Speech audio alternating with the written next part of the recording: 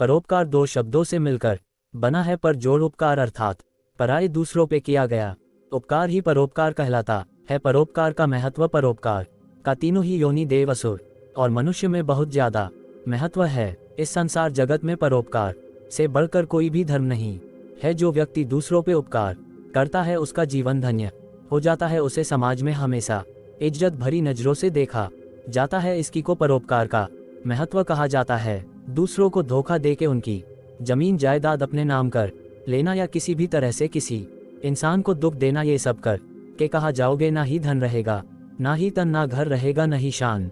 बस एक दिन बड़े प्यार से राम नाम सत्य हो जाएगा। पीछे क्या छूटेगा कि अच्छा हुआ मर गया।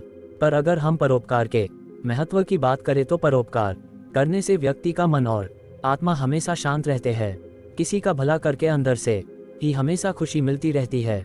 जीते जी तो परोपकारी मनुष्य हमेशा खुश रहता ही है, बल्कि मरने के बाद भी लोगों के दिल में उसके लिए इज्जत बनी रहती है। दुनिया में कई ऐसे परोपकारी व्यक्ति हुए हैं जिन्होंने अपनों के साथ साथ पूरे मनुष्य जाति का भला किया है। वो आज भी लोगों के दिलों में जिंदा है। परोपकारी संत हमेशा की तरह एक संत जी अपने तपस्या में लीन थे और पास में ही आम के पेड़ लगे हुए थे। तभी कुछ बच्चे वहां से गुजर रहे थे। उन्होंने आम के पेड़ों को देखा, उसमें आम लगे थे। उन बच्चों ने आम खाने के लिए आम के पेड़ों पे पत्थर मारना चालू कर दिया ताकि उन्हें आम खाने को मिल जाए। पर एक पत्थर संत जी को लग गया। सारे बच्चे डर गए और वह से भागने लगे। पर संत जी ने उन बच्चों को अपने पास बुलाया और कहा, तुम सब भाग क्यों रहे थे? तब बच्चों ने बोला, संत जी हम पेड़ को पत्थर मार रहे थे ताकि हमें फल खाने को मिले, पर गलती से आपको लग गया। इस पर संत जी ने कहा, बच्चों मुझे माफ करना, तुम्हें पेड़ को पत्थर मारा और उसने तुम्हें फल खाने को दिए, पर मैं तुम्हें कुछ नहीं दे पाया। संत जी की बातें सुन के सारे बच्चे उनके सामने नतमस्तक हो गए। किसान द्वारा की गई शेठ की मदद। किसी गांव में एक किसान अपने बीवी बच्चों के साथ रहता था। उसकी जीवन याचिका उसके खेती पे निर्भर थी। वो दिन भर खेतों में काम करता, उनसे जो अनाज उगता उसे बेचकर अपने परिवार की जरूरतमंद चीजों की पूर्ति करता और अपना जीवन अपने परिवार के साथ मजे में गुजार रहा था। दुर्भाग्य से एक दिन उस गांव में बहुत जोर की बारिश हुई और उस किसान की सारी फसल बर्बाद हो गई। किसान के पास इतने पैसे नहीं थे कि वो नए बीज खरीद के लाए और दोबारा से अपने खेत में बीज बो सके। बीज खरीदने के लिए पैसों के इंतजाम में उसने अपने गांव के हर व्यक्ति के पैसे उधार मांगे, पर किसी ने भी उसकी मदद नहीं की। किसान अब बहुत ही ज्यादा हताश और परेशान हो गया था कि अगर उसने इस बार खेती नहीं की तो उसका परिवार भूखों मर जाएगा। वो भगवान से प्रार्थना करने लगा कि हे भगवान मेरी मदद कीजिए। कुछ दिन ऐसे ही बीत गए पर उससे पैसों का इंतजाम नहीं हुआ। फिर किसान ने सोचा कि चाहे जो भी हो पर वो अपने परिवार को भूखा नहीं मरने देगा, इसलिए उसने चोरी करने का फैसला लिया। रात के समय वो चोरी करने दूसरे गांव निकल गया। दूसरे गांव जाते समय उसे एक व्यक्ति दिखा जिसका रास्ते पे गाड़ी चलाते हुए एक्सीडेंट हो गया था। किसान ने उस व्यक्ति की मदद की, उसे चिकित्सालय ले गया जहां उस व्यक्ति की जान बच गई। वह व्यक्ति कोई और नहीं बल्कि किसान जिस गौ में चोरी करने जा रहा था उस गौ का बहुत बड़ा शेठ था। जब उस व्यक्ति को होश आया तो उसने किसान को उसकी जान बचाने के लिए इनाम के रूप में पैसे दिए। इस प्रकार किसान को परोपकार करने का फल तुरंत ही मिल गया। परोपकार का फल। एक राजा का बहुत विशाल राज्य था। वो अपने राज्य और राज्य के लोगों का भी बहुत अच्छे से ध्यान रखता था। उसके घर 3 पुत्रों ने जन्म लिया। जब पुत्र थोड़े बड़े हुए तो राजा उन्हें अच्छी शिक्षा देने लगा और साथ ही उन्हें युद्ध कला में माहिर भी बना दिया। तीनों बेटे एक से बढ़ कर एक बलशाली थे। तब तक राजा की उम्र भी ढल चुकी थी, इसलिए राजा ने अपने तीनों बेटों में से किसी एक को राज्य का राजा बनाना चाहता था, पर वो समझ नहीं पा रहा था कि किसे राजा बनाया जाए, क्योंकि तीनों ही बेटे राजा बनने के काबिल थे। इसका निष्कर्ष निकलते हुए राजा ने अपने तीनों बेटे को बुलाया। अपने तीनों बेटों को एक बराबर धन दौलत दिया और उनसे बोले कि ये तो धन है, ये सब तुम्हारा है, तुम इन्हें जैसे मन वैसे खर्च कर सकते हो। पर उन्हें यह नहीं बताया गया कि जो इस धन का अच्छे से उपयोग करेगा उसे ही राज्य का राजा बनाया जाएगा। तीनों राजकुमार धन लेके अपने अपने महल में चले गए।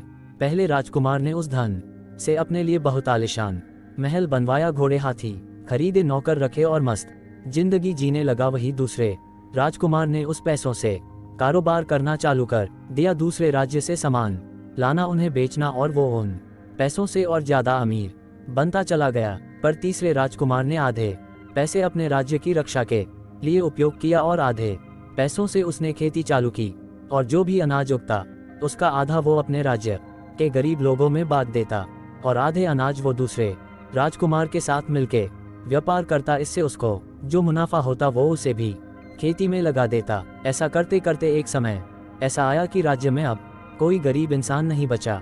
उसने सबको खेती के काम में लगा दिया और सारा मुनाफा राज्य के हित के कार्यों में लगता। इस बात से प्रसन्न होकर राजा ने तीसरे राजकुमार को राजा बना दिया, क्योंकि तीसरा राजकुमार के अंदर दूसरों के ऊपर परोपकार करने की भावना थी। इस कहानी से हमें परोपकार का महत्व के बारे में पता चलता है। मोची के अंदर परोपकार की भावना, परोपकार का महत्व के ऊपर चौथी कहानी है मोची की। एक मोची था, वो अपनी जीवन याचिका चलाने के लिए जूते सिला करता था। ज्यादा आमदनी तो नहीं होती थी, पर जितनी होती उतने वो संतुष्ट था और हमेशा भगवान का शुक्रिया करता कि अपने बहुत कुछ दिया। एक दिन भगवान उसकी परीक्षा लेने के लिए उसके सपने में आए और उससे बोले कि मैं तुमसे मिलने कल तुम्हारे घर आऊंगा। तुरंत ही मोची की नींद खुल गई, उसे सपने की बात याद आई। वो बहुत खुश हुआ और दूसरे दी भगवान की सेवा के लिए वो दूध और मिठाई ले आया, ताकि जब भगवान उसके घर आए तो उन्हें खाने पीने को दे सके। उसने पूरे घर की अच्छे से सफाई की और भगवान का इंतजार करने लगा। तभी जोरों की बारिश होने लगी। थोड़े देर बाद उसने देखा कि एक औरत उसके घर के सामने खड़ी है, जो कि पूरी तरह से भीग चुकी है और ठंड से कांप भी रही। मोची को दया आई, उसने तुरंत थोड़े से दूध निकल के चाय बनाए और उस औरत को पिला दिया। फिर वो औरत वहां से चली गई।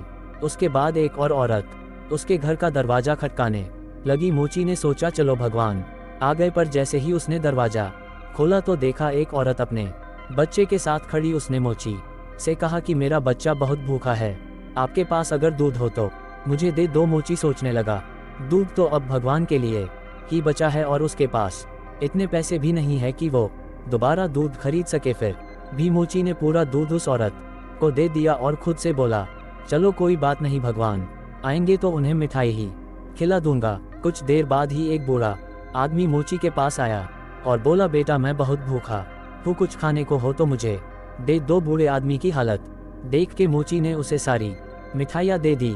इस तरह से भगवान का इंतजार करते करते उसे सुबह से शाम हो गई और रात होने को आई। तब मोची ने बोला, वाह भगवान, मैं आपके इंतजार में सुबह से शाम बैठा रहा और आप वादा करके भी नहीं आए।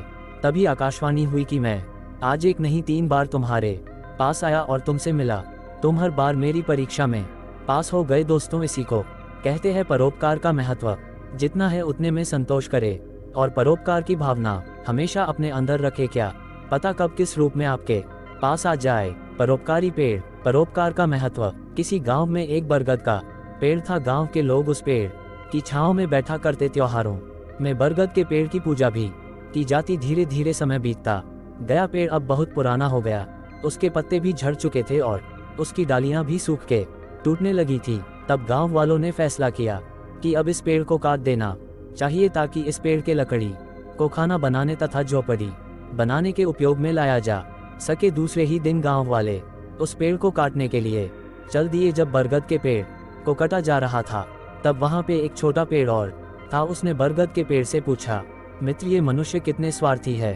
पहले ये आपकी छांव में बैठा करते और आपकी पूजा करते थे, पर अब जब आप कमजोर हो गए हो तो ये लोग आपको काट रहे हैं। आपको इन पे गुस्सा नहीं आ रही है। इस बात पे बरगद के पेड़ ने बड़ा ही सुंदर जवाब दिया, नहीं मित्र, मुझे इन पे गुस्सा नहीं आ रही, बल्कि मुझे तो खुशी हो रही है कि मैं जीते जी इन लोगों के काम में आया और मरने के बाद भी इनके उपयोग में आऊंगा। दोस्तों, ये होता है परोपकार का महत्व। दोस्तों, परोपकार का महत्व की बात करें तो परोपकार के जैसा न तो कोई पुण्य है ना कोई धर्म। इस दुनिया में हर इंसान को परोपकार करना चाहिए। यह जरूरी नहीं है कि हम अपना घर परिवार त्याग के परोपकार में ही लग जाए, पर जिससे जितना हो सके उसे उतना ही सही। पर जरूरतमंद लोगों की हमेशा मदद करे। उम्मीद करता हूँ कि नीरज की कहानी द्वारा बताई गई ये परोपकार का महत्व की कहानियाँ आपको पसंद आई होंगी। आप परोपकार का महत्व के ऊपर अपने विचार हमें कमेंट करके अवश्य बताएं। धन्यवाद।